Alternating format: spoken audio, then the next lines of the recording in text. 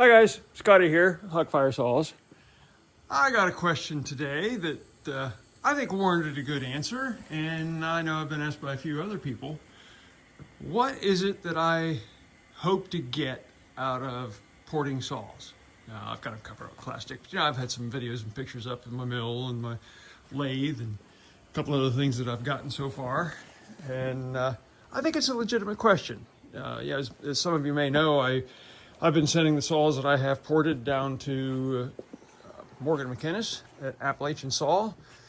He's done porting on, let's see, there's 1, 2, 3, I think 4, and he's got one down there now. 4 of my own personal saws, and I got no less than a dozen ported saws in here now that he has done for me for sale.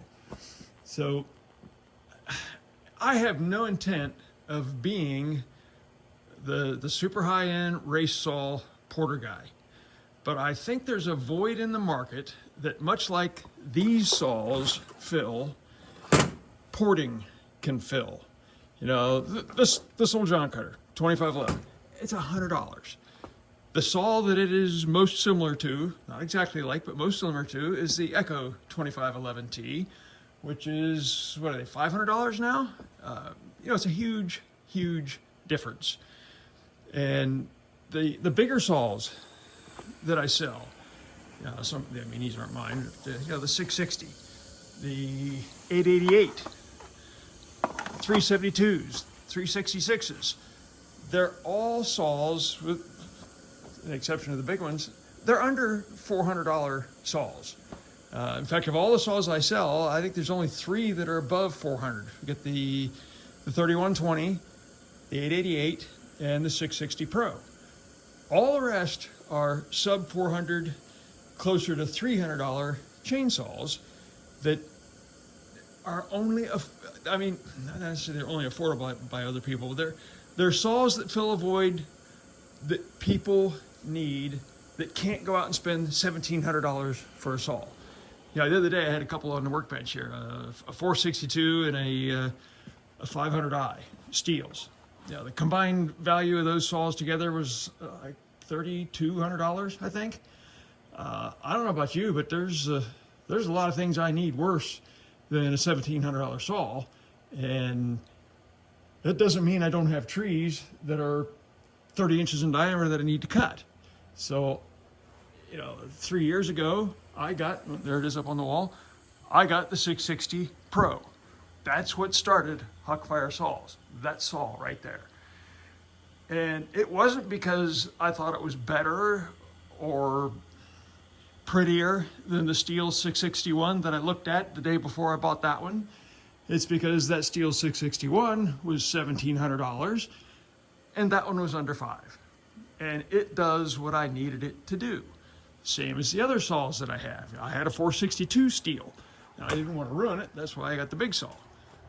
But the little 260, the 366 Pro, back there is my 888 that I haven't actually got to cut with yet, and my 444, and my little V-Modest 2511. Down there is the ported Mastermind work saw 261 that I got several years ago. That's an absolute screamer, but it's $1,200 sitting there. The saws that are filling the void for people that can't afford saws like that are also saws that have performance to be gained, but don't always warrant $500 and $600 porting jobs. They just don't. Let's put it in terms of cars. When I was a kid, high school, growing up, you get a 72 Chevy Nova, and first thing you do is put headers, glass packs, and a Holley 4-barrel. Might even splurge, you get some air shocks and jack up the rear end, and you really rev it up good, you can probably lay a patch 25 or 30 feet long. That doesn't make it compete with a nitrous oxide 9-second screamer or a top fuel dragster that runs 3 seconds a quarter mile. There are degrees of modification that can be appropriately applied to the equipment that's being modified. What I would like to do in my porting is take a saw like this that runs good, not a problem with it, but doesn't need to be a super sport race saw. But there's things that we can do that are relatively inexpensive to increase performance a little bit. When I was a kid, I got my first mini bike when I was 5 years old. First thing we did, took the air filter off and put a straight pipe on it instead of the muffler, so it'll go faster.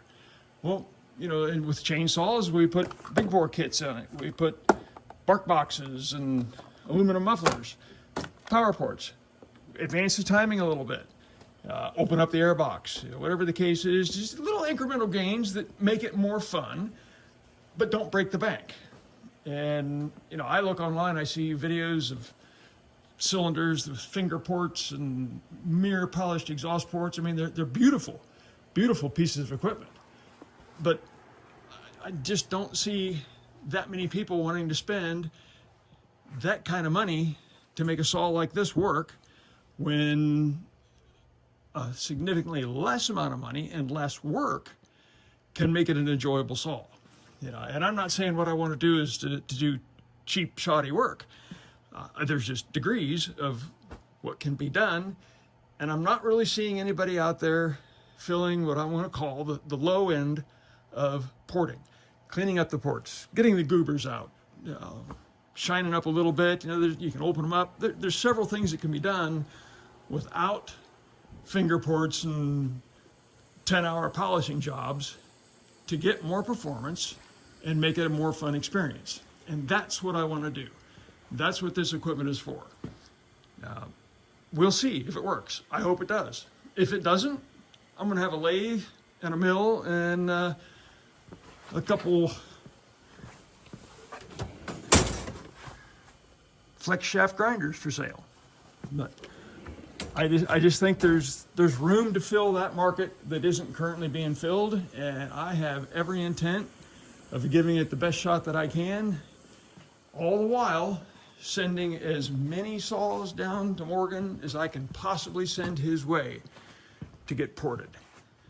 Now, this is my stock. This is one row of ported saws that he's done for me. 660 Pro, 372, 3 260s. I know the camera's kind of close to it. Yeah, all those are saws that he's ported for me. And I just got back taking 4 more down to him. I've got another pile on the other side. Eventually I'm going to get these things out and get some pictures of them and let you see what I have. But, I want to keep some ported saws in stock, ready to go. And Morgan certainly does the higher end porting. I like the work that he does. It works good for me. My saws are fun to use, and they sound good, and they get the job done. So that, in a nutshell, a big nutshell, that's what I'm looking to do with porting. There are not going to be such things as Hockfire race saws. There's Hockfire work saws, there's Hockfire ported saws, but we're not talking $500, $600 porting jobs on these saws. They just don't warrant it. Let's face it, they don't. People can't spend $100 on a saw and $500 or $600 for porting, as I said before. So that's it. We'll see how it goes. But Morgan asked the question, and I think it's a legitimate question and one that he deserves, and you folks deserve an answer to as well. We'll just have to see how it goes.